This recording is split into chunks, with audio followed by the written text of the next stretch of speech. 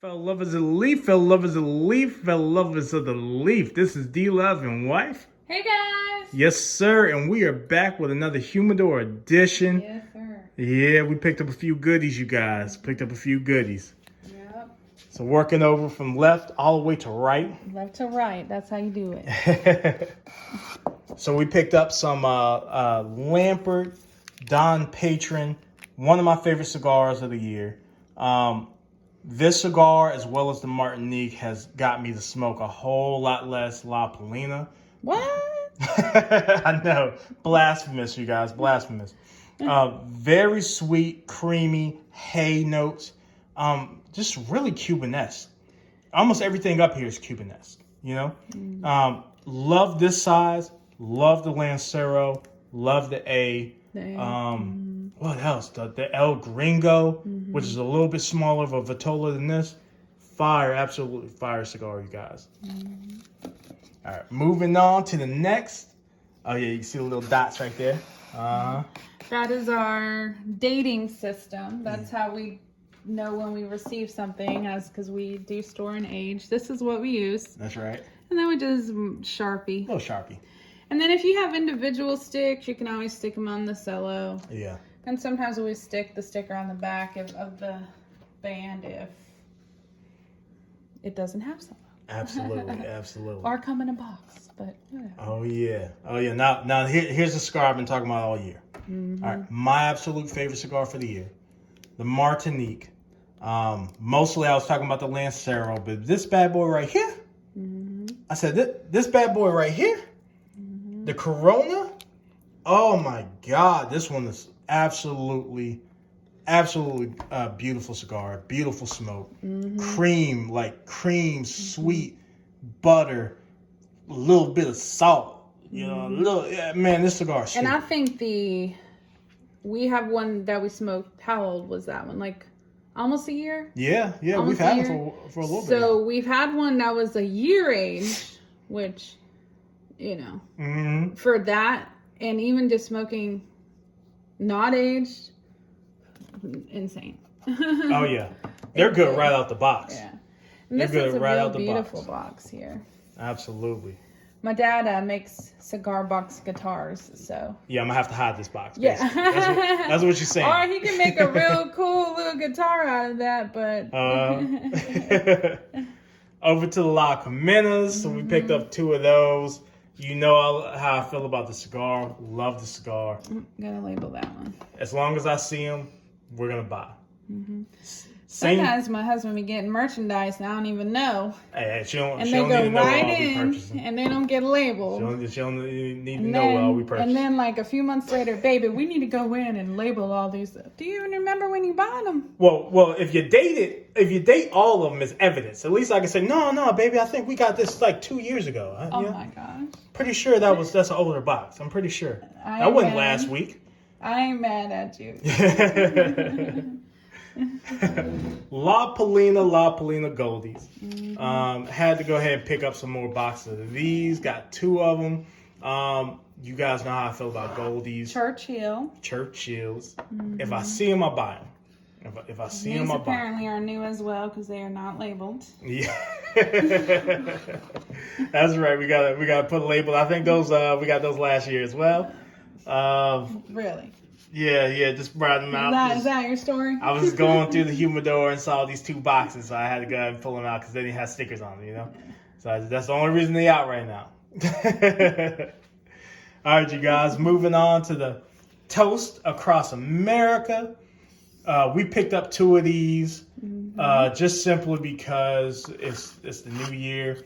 We only got 2 because we have a lot from last year. This is new. I don't remember the other ones having. Yeah, I don't think that. I think that is new. But the cigars look the same. Beautiful, beautiful cigars. I can't wait for these. I just hold on to these. I'm probably gonna start labeling them. Well, they already got labels. Yeah, these don't really have to be labeled. Yeah, that's right there. I'm probably not gonna smoke some of these for like years to come. Man. I wish that more cigars would do this. Like I know Cubans do. Yeah. Cubans stamp. And I wish that they would do that here too as well, just so it makes it easier. But absolutely. you know. You just need that little, you could flip it over just like what Cubans do. It. Like, non-Cubans just don't do that. Yeah, they don't. That's my only problem. The Commonwealth Principal Cigars. Haven't tried the cigar. Looking forward to trying it. It's beautiful coffin though. We got that glass front. Absolutely. It's very pretty. Let's pull this thing out. With the fake suede and with the booty backstroke motions. I don't know if any of you guys wear Jordans. Maybe y'all don't get that reference. The suede Jordans. But yeah, it's a larger cigar than I thought it was going to be. It's a pretty decent gauge. Yeah, it's a large ring gauge. But looking forward to smoking it. I think it has like a little thing in here. Oh, yeah. They made 3,000 of them. Oh yeah, which one we got? Oh yeah, well if you do this was number 1. Out of 3,000, ours is the special one, you know. Just or no, 1733 is the special one. They 1733. I don't even think that's the song. Okay, let me put that back in there. Oh yeah. Thing in there. There we go. Yeah, we are looking forward to aging some, smoking a lot of these cigars within the next few months. Everything up here, to my knowledge, is a banger. Not really sure about the Commonwealth. Talk to my boy Cigar Elite. Oh, that's dope too. Yeah, it's got it back here, and this is a Dominican. Yeah. My boy Cigar Elite said that these were good smokes. Oh, this one's a little bit lower down. Yeah. Oh, yeah. That's okay. I believe in the rollers. I'm sure that they all are. They're all fire. To be fire and delicious. Unless they get tired over time, so you just, as they move on from cigar to cigar. Roll all 3,000 of them. See, they were in good shape here, but when they got here, they just exhaustion. Oh my God. Oh yeah, you guys. So everything up here. Looking forward to really smoking, enjoying. Yeah, I don't have too much else to say. I was gonna do a few more videos on some other topics. I'm kind of debating if I want to do it on here or the Instagram channel. But we'll see, you guys. Let me know if you still want us to continue with the Humidor editions, and remember, dry box your damn cigars. All right, I know. Yeah, dry box. I don't care what nobody is saying. It's not a short period of time. It's a slower process, but that process and how long you have to do it is based off of the touch and feel of your cigars.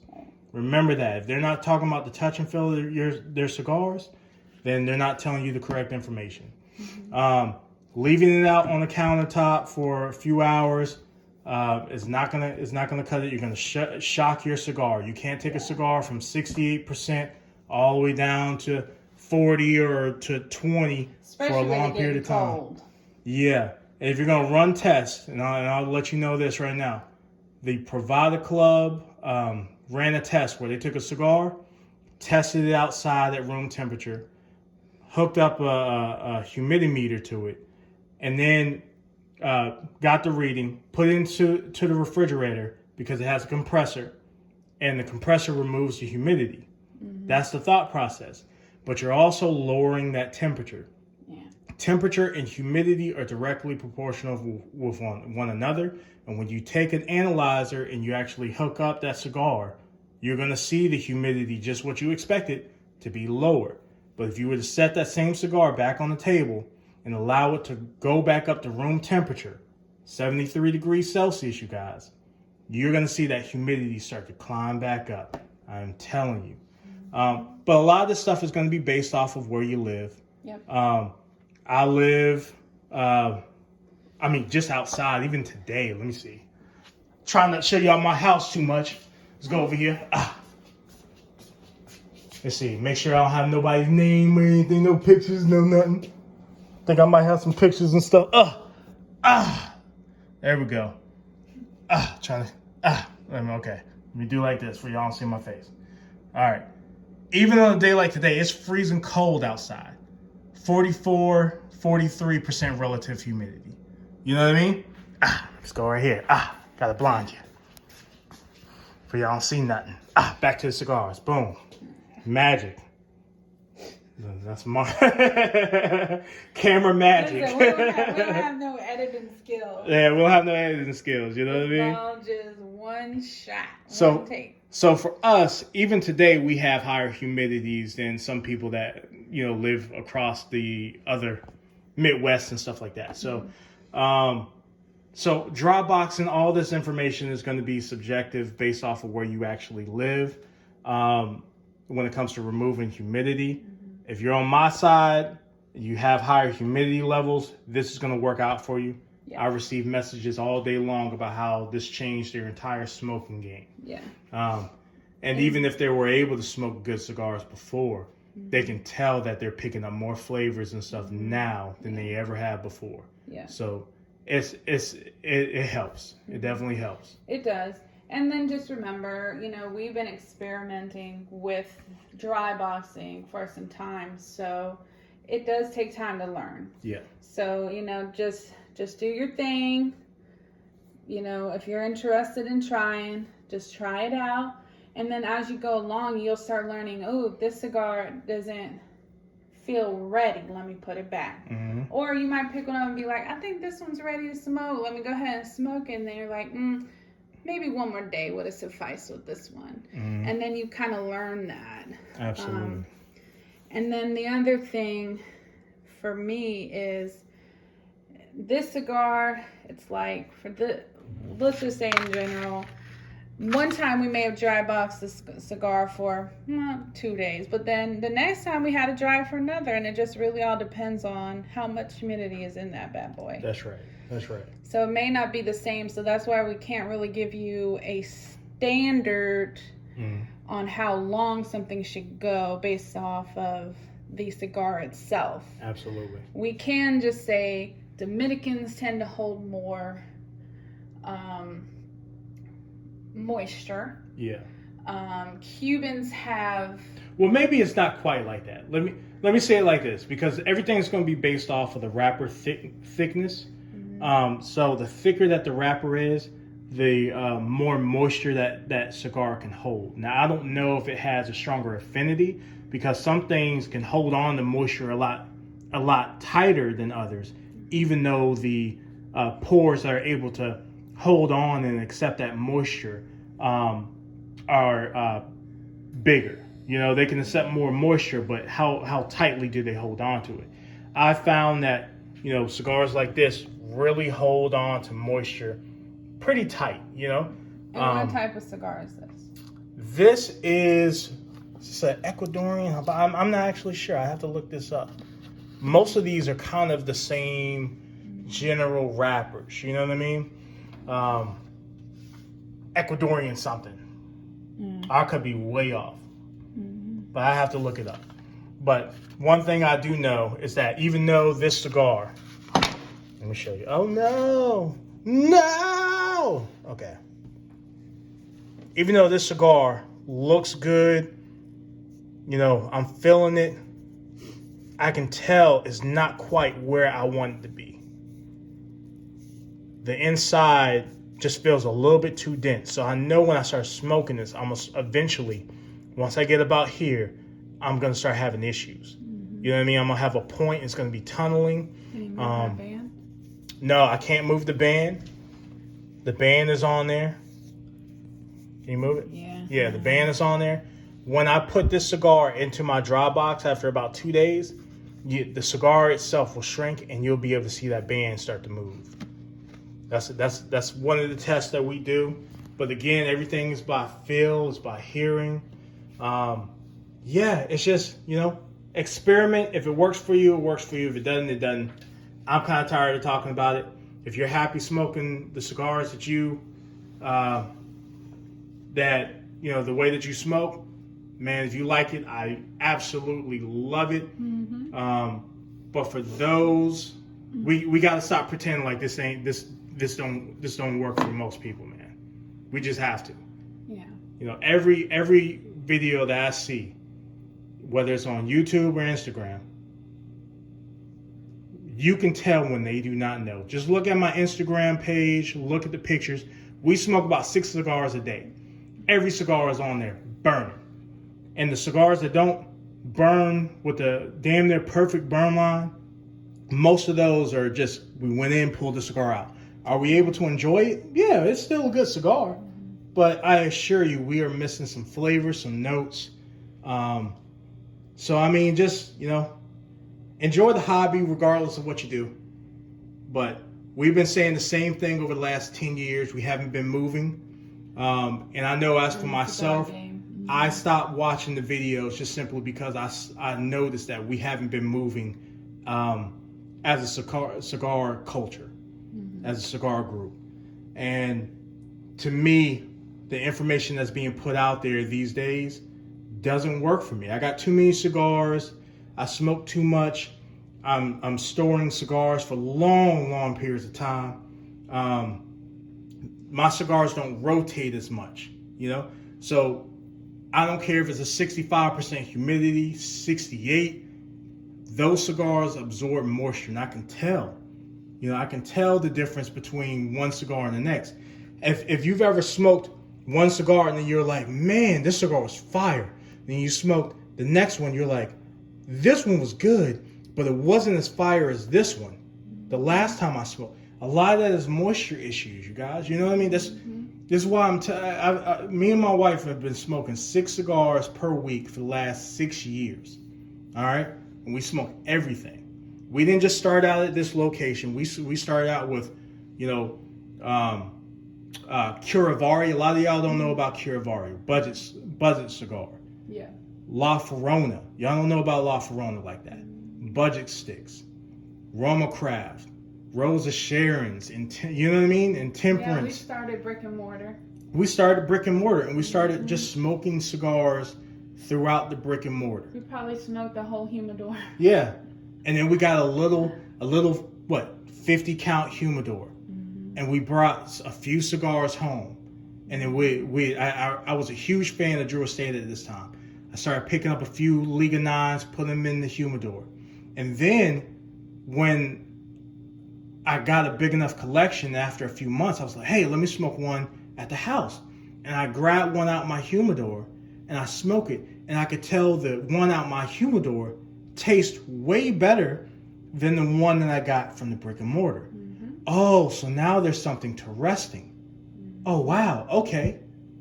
See, I didn't really realize that until it happened.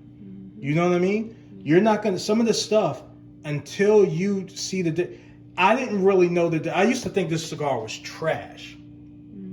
I'm telling you, I used to think this cigar was trash. I used to say all that stuff. It's a mild cigar. It's this and it's that. Cigar Lee handed me one that had like 7 years on it, and it doesn't take 7 years. It's really just a few months that you can really start to see these cigars develop.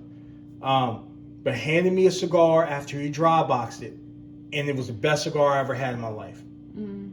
I mean, this cigar out Cuban cigars when you age them, 100%. So I mean, it's not until somebody puts you on that you understand, and when you get it, you're gonna get it. You know what I mean? It's not gonna be any of this. Well, in theory, that should work. Like once you see it happen, and it hits your palate, you're 100% gonna know, and there's not gonna be any debating. Just give it a try. Give it a try. Experiment. Do what you need to do. Sometimes you gotta cut. I don't cut the caps off of every cigar that I dry box. Just some special cases. If you can feel the knot. You can feel, when you feel knots and stuff like that, definitely do it. But yeah, I want to make sure that people know humidity plays a huge. If you don't learn nothing else, man, I'm not talking about you guys' palate. I'm not going to say that your palate is trash. I'm not going to say anything. I think people have amazing palates. Everybody got a good palate. And whatever cigar that you smoke is for you. If you like this cigar and I don't, then that it still doesn't mean you don't like that you have a bad palate. The problem that I have is that I've noticed that when I would smoke a cigar, someone else would smoke a cigar. It's not a disagreement in palate. It's a total different profile, flavor profile. So like if I eat a peanut butter and jelly sandwich and you eat a peanut butter and jelly sandwich, I might love peanut butter and jelly, right? You might think it's just if someone gave it to you, you would eat it, but you don't necessarily love peanut butter and jelly. Mm-hmm. But we should still be able to pick up, okay, peanut butter, jelly. Okay, those are two of the notes. Yeah, that sourdough bread. Okay, or rye. Okay, still pick that up. Oh, he toasted the bread. He added a little bit of butter and then he toasted the bread. You should still be able to taste the butter, the type of bread, the peanut butter and jelly. Now we might have a disagreement on us on how those flavors taste. Right? To us, I might love that flavor profile. For you, it might not be the flavor profile of your choice.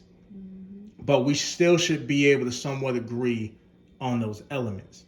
The problem is that we're eating peanut butter and jelly sandwiches, and you're telling me some off-the-wall flavored gravel, dirt, espresso. So it's really, really dark. It's dark. So when you start saying some of that kind of stuff, to me now I have to ask the question like, okay, this cigar wasn't properly. You get what I'm saying? It at least, without being accusatory, it at least makes me ask the question, okay, well, did you rest the cigar? And then you find out, I don't believe in rest. As soon as it gets here, we lighten it up.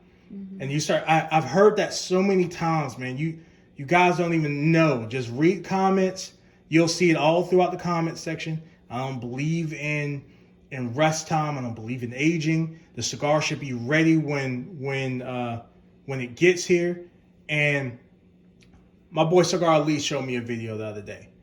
And this guy, multimillionaire, runs one of his companies, talked to a cigar company, talked to Arturo Fuente. Arturo Fuente gave him a Opus X. He said, hey man, the cigar is good now, but I want you to hold on to the cigar for a few years and then smoke it. Because even Arturo Fuente knows that there is a difference between smoking. This is ready for the public now, but if you can delay gratification, it's going to be even better in the future. Mm-hmm. So blenders know that their cigars are going to get better with age. They know. Mm-hmm. You know what I mean? But how can they give you a cigar that when you say it should be ready, well, you're already complaining about the $20, $22 price tag, $18 price tag. If they had to hold on and store those cigars for a few more years, it'd be even more. It'd cost you even more. You get what I'm saying? Mm-hmm. So they have to balance how long they can actually store these cigars for and still make profit off of them. Yeah. So it's just something that you really have to think about. And then that just kind of falls back onto the purchaser, the person who's buying the cigar. If you don't want to do it, then that's on you. Absolutely. Like if you're enjoying the cigar coming straight from brick and mortar, the store, wherever you're enjoying it, then that's good. Enjoy it. Absolutely.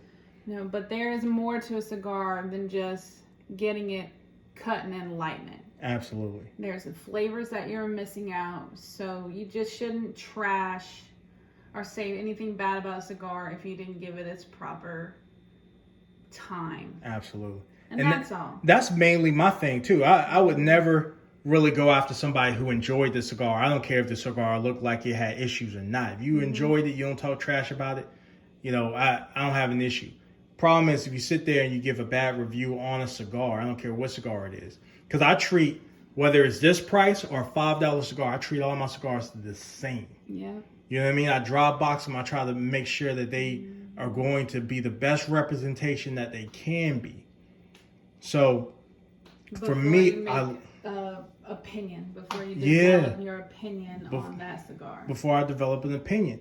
And if I smoke a cigar and I don't give it the best shot that it possibly can have, and then I give it a bad review, man, imagine my last video alone, 340 people watched it. I have views that go up to like on some of these like 1,000 plus. That's 1,000 people that I'm telling that a certain cigar is bad. You know what I mean? Like I can never straight up say a certain cigar is bad. It might not be for me anymore. Drew Estate is not for me anymore. I'm not gonna sit back and trash the cigar. You know what I mean? But like, I still think they still make great products, but they're just not for me. My flavor profile is this now. You get what I'm saying? So that's how I tend to look at it. And so if you smoke a cigar and you put out a bad review, that's 1,000 people that saw that. And then if those 1,000 people also know people, you just started a full chain reaction of people who now sit back and say, that cigar, I don't know about that. You get what I'm saying? It was on the top of my list, but now, so that's kind of why I've missed out on so many cigars because a reviewer told me that a cigar was bad, and then I didn't purchase it, and I smoked it later and found out, oh man, this was a banger. And it's all because I dry box. And we come up with two completely, that Philippe XLP, that limited Philippe XLP that was rolled in 1998 or whatever. That cigar was stupid. Yeah. I would have bought at least a few more of those. It was an expensive cigar, but I would have bought at least a few more of those if I didn't have a review that was out there that told me the cigar was mediocre. So I'm a smoker just like y'all. I'm a collector just like y'all, man. I need my stuff to be accurate. That's the only reason I'm saying I'm trying to hold people. I'm trying to have a standard. You know what I mean? I'm trying to have a standard. Hey, what's the weather that's outside? When you read that cigar's humidity, did you read it inside? Was it at room temperature? What's the humidity underneath the cap? You get what I'm saying? How does it feel? Like, some of these things need to be a standard before we start making reviews, man.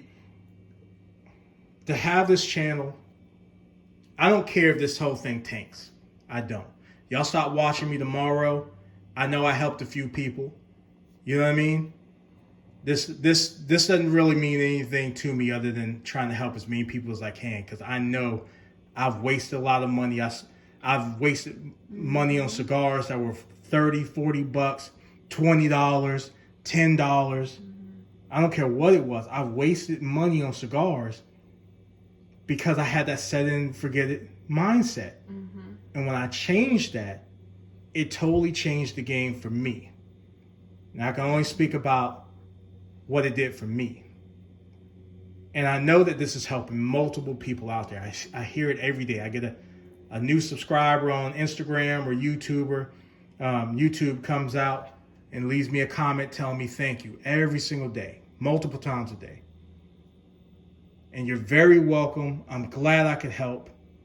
But man, we got to stop spreading the information out there as if dry boxing doesn't help benefit. It doesn't just help a little bit. No, it can help a lot. It drastically improves the cigars, you guys. It's such a substantial. We buy boxes. Imagine, like, we buy boxes. Like, this is just two. This is just two. Let me take you on a trip on my favorite rocket ship.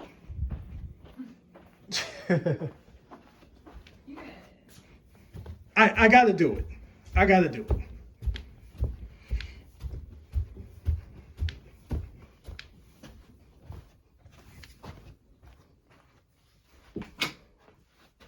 Where are we at? Because I had to take some out for the video. Had to take some out for the video.